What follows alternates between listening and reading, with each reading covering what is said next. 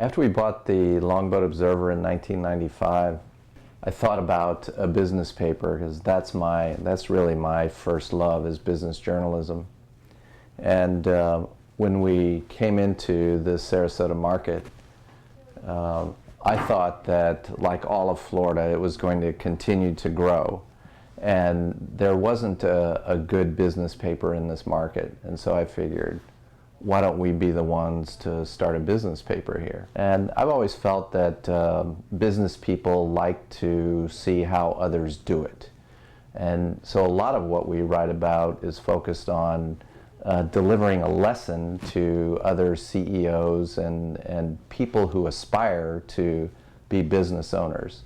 So you can read how they do things. And in effect, the paper every week has some of that lesson providing information, so that when you're running a company or you want to run a company, you can see how so-and-so did it and learn from that. We decided to create a regional business paper with the idea that this west coast of Florida is going to continue to grow for years to come. So in the publishing and editing world, there's a joke that doing a redesign of a newspaper or launching a new product is like having a baby. And in this case, that's about true with the amount of work, and it did take about 9 months. But the process started about a year ago when we started talking about changing the name. Gulf Coast Business Review is what we have operated under since 1997, when the paper was started, more or less. And Matt didn't like it, first and foremost. He decided that it should come into the branding of the parent company, which is the Observer Media Group. And it turned out to be a decision that made a lot of sense. Once we decided that we would rename the paper, which is not an easy thing to do if you can imagine renaming everything in your business, every letterhead, every website link, everything, it was quite a process. And we decided that to help with this, it was also a good opportunity to take a fresh look at the paper and see what we could do to kind of reimagine the product while keeping the content the same, which is what our readers expect.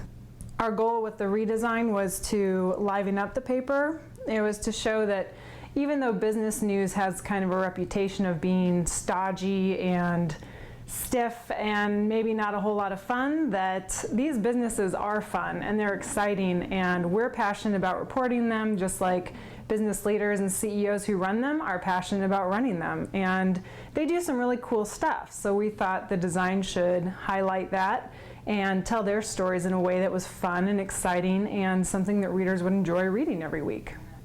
I think it's important to note that throughout the entire redesign process, we looked at everything we do and we tried to improve the presentation of it, but the content covering companies, CEOs, trends, entrepreneurs has largely remained the same.